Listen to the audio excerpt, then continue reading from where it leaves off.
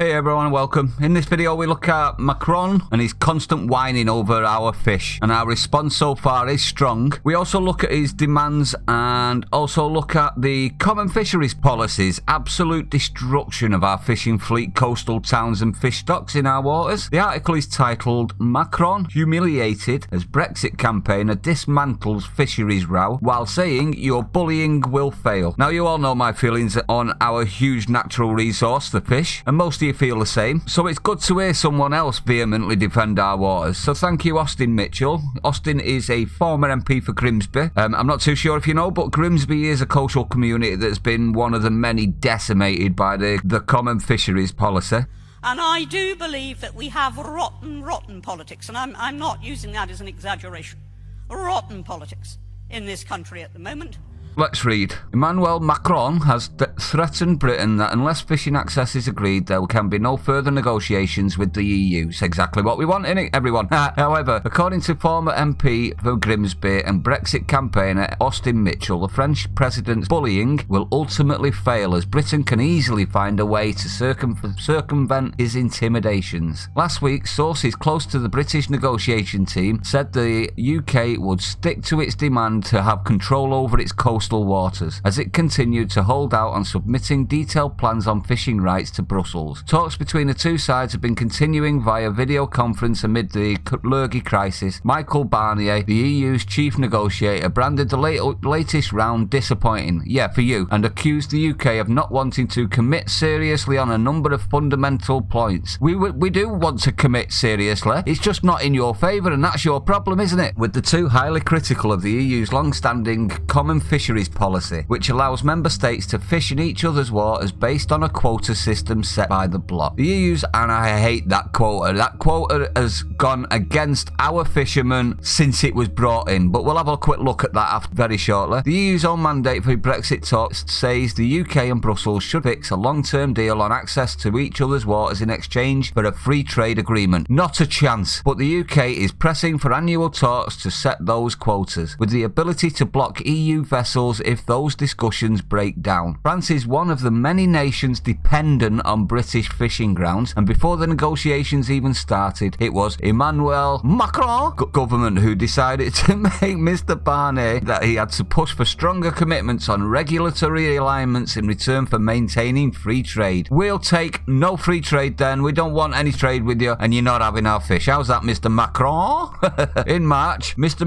Macron said he was willing to put up a fight over the issue. He said, now listen to this is important, if we do not get the same access as today, we will seek compensation. We will not let our fishermen be impacted by a British vote they could do nothing about. This is where I actually pull this man up, the little moron lapdog. Macron wants compensation now. That's really laughable in my opinion. How about Macron, you pay us compensation for destroying our fisheries and our fleet? How about that, you soy boy lapdog? Let's see what the Save Britain's Fish says about the CFP and its ways that it's destroyed our fisheries, shall we? What crushed British fishing is fourfold: the surrender, mismanagement, corporatisation and penetration of national resources in what many in the fishing industry believe was a slow series of contrived steps. Contrived, so pre-planned, intentional. The EU established equal access to what became common EU waters resources at the inception of the CFP in the knowledge that Britain, with rich fisheries, would join. The prominent Brexiteer noted, this is what Ted Heath sold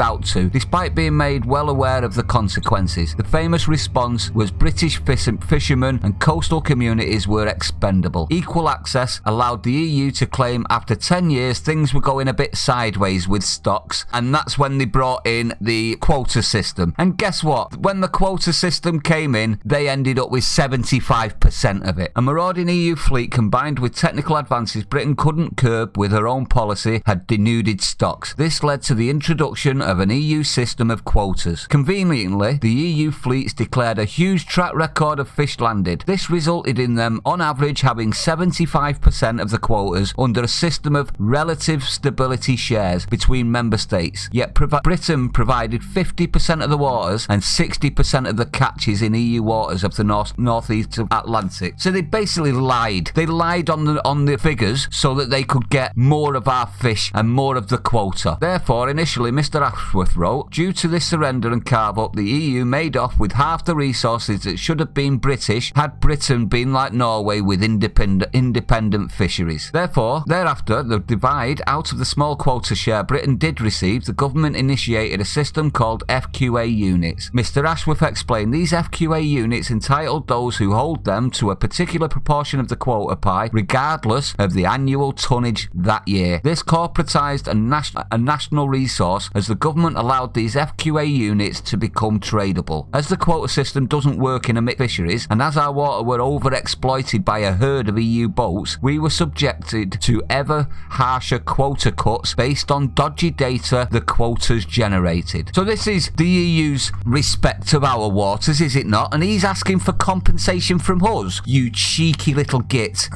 You're not getting a penny and you're not getting our fisheries. End of. This paucity of data is caused because fishermen can't land everything they catch, only those species they have quota for. Anything over quota is dumped dead into the sea. Fishermen have to therefore catch twice the fish they find what they can keep. Critically, science is left with an erroneous picture of actual stock levels. This, combined with the initial loss of our resources when quotas were introduced, pushed a lot of smaller family concerns to the wall as the industry consolidated to last man standing. Those with the bigger checkbooks who could buy ever more FQA units that were needed just to maintain the parity of the same tonnage of fish to catch to pay loans. Mr. Ashworth claimed this allowed EU operations, which were traditionally big, to set up in Britain and muscle out British family fishing struggling under EU rules. Margaret Thatcher realised what was going on and tried to stop these EU flagships, but was overruled by the European Court of Justice in the Factortame case. Mr. Ashworth asks, was all of the above a series of incidental coincidences or something deliberately planned to allow the transfer of all Britain's resources into EU hands with only a few big compliant British operators who felt we're all right, Chuck? But anyway, that's just me highlighting a few of it. Now, let's have a look at issues our fishermen personally have had to deal with by the French. This is footage from the Scallop Wars. Now, if you're not aware, the Scallop Wars are an altercation between English and French fishermen in the English Channel dispute, which was in October 2012. Let's watch this, shall we? There's a reason why Europe was so desperate to get a good deal on fishing, because they've got the bigger slice of the pie, really, and they got, get a good deal out of British waters, really. British fishermen don't have a fair share at the minute. There have been dramatic clashes between French and British fishermen in the Channel over scallops. The French are said to have thrown rocks and smoke bombs at the rival boats as they accused them of pillaging shellfish stocks. They clashed off the... Crazy. Absolutely nuts. Yeah, there's a hose up. See the doors up? Yeah. I would say that's to stop them getting thrown stuff out there and through, like, Yeah. National laws mean their fishermen can't... Typical French, isn't it? I think they own the place. I don't fish anywhere near it. I don't fish the same fishery, and it just the same as any other fisherman. Watching those videos just makes your blood boil, because our boats are there completely legally, and they're also outside of their 12-mile limit. Yeah, we can't do nothing about it when they come on 6 miles off our shore, catching all the haddock that we're not allowed to catch. And we are talking to the French authorities at the moment in order to make sure that there can be no repeat of the scenes that we saw. And our government tells them to, well, hang on a minute until we sort a deal out. There doesn't need to be a deal. They're legally, they're allowed to fish it. Our government want to grow a pair of bulls, as you might call it, Stop saying yes to everybody. Look after their own. Absolutely disgraceful, I'm sure you agree. The French tried to claim they were in an exclusion zone. Our British fishermen were in an exclusion zone and used their massive trawlers to attack less than 10 metre length boats. That actually looked like attempted murder to me. If those boats had gone down, it could have killed everyone on them, could it not? Now let me just say as well, it was proved after the fact they were not in an exclusion zone at all. They were in accepted fishing grounds, and the French didn't want to give up the quota of scallops because they can make more money out of it than we could. That was it, exactly. Let me say this as well. We have been backing the fishermen from the start. We all believe we should be taking care of our own, just like the fisherman at the end said. That is exactly what we believe. We should not be bowing down to the EU or even thinking about compensation. This little idiot thinks that he can bully us still. Well, that's just going to force us into the no deal most of us want, Macron. I'll just say that again. Most of us does want Macron.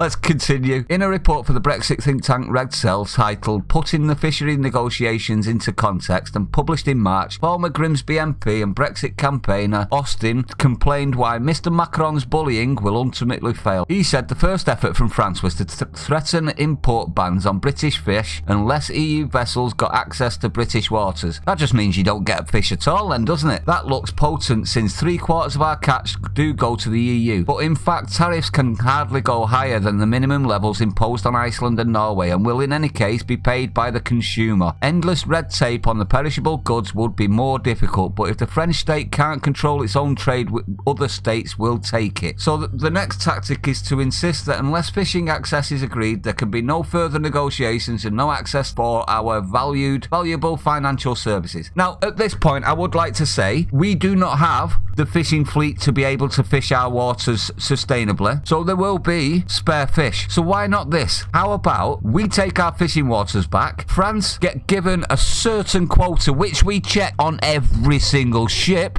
France, are you listening? So effectively they can buy our fish off us for the time being, which will be constantly under review, and as soon as we've got enough money to invest in our fishing fleet ourselves, we cut them off and do it ourselves, and then they can buy any fish off us that we have spare after selling to the population. How about that one? I think that would be the best option in my opinion. Such bullying will hardly appeal to other EU member states and is in any case chronologically difficult since Britain leaves the EU at the end of this transition year and then becomes an independent coastal state controlling its own waters under the UN law of the sea. So they're on borrowed time at the minute, and that's why this desperation is coming out. That's why he's trying the underhanded, evil, bullying tactics. Well, they're not going to work anymore, and this is the thing. The more they try these sort of tactics, the less chance, in my opinion, of them getting any sort of deal that will benefit them in any sort of way. So I'm quite happy in a way that Macron keeps flapping his face all, because it's driving us into the direction that we all have wanted since we signed the referendum, is it not? The CFP then has no jurisdiction. Yep, Mr Mitchell noted that will reduce the EU's claim to a simple demand for access. Yep, so they won't have anything to bargain with. It will just be, you will give us our fish, and our reply will be, we won't.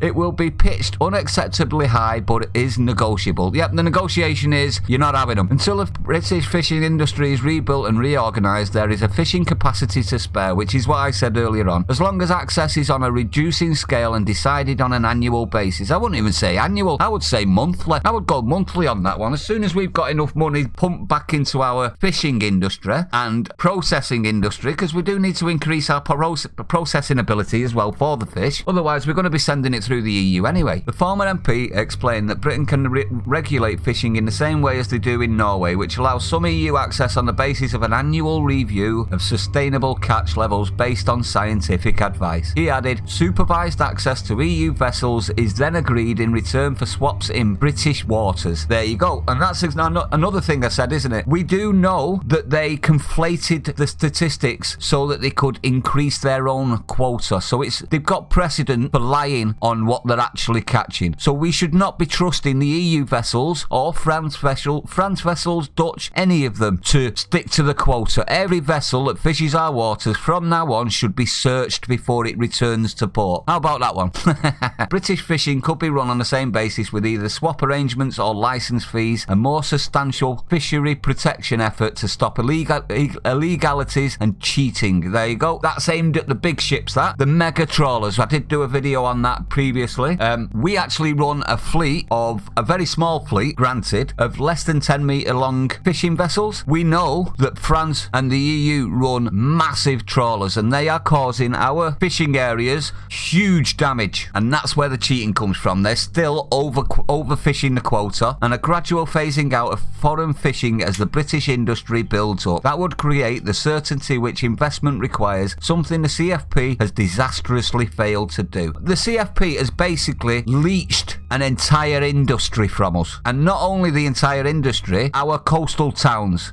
I remember when I was younger, our coastal towns were thriving. Now, they're all but gone. And I think this is the first step. If we continue to hold firm with this is the first step to us being able to increase our coastal towns and our communities and give something back for all of the work and trouble they've had at the hands of the EU. But anyway, what say you? Do you think that this is the start of something glorious in regards to building back the fisheries? Do you think Boris is going to cave on this one like he's done on a few other things? Do you think that France is going to push us into a no-deal WTO walk away with nothing kind of scenario? Because I think it probably is. I don't think the EU's ego will ever let them arrange a good deal. I think they're always going to go for it's good for us, not good for you. I think that's just in their makeup. It's by design. It's on purpose. It's the way the EU operates. But anyway, that's the end of the video. Thanks everyone that tuned in. I do appreciate the support.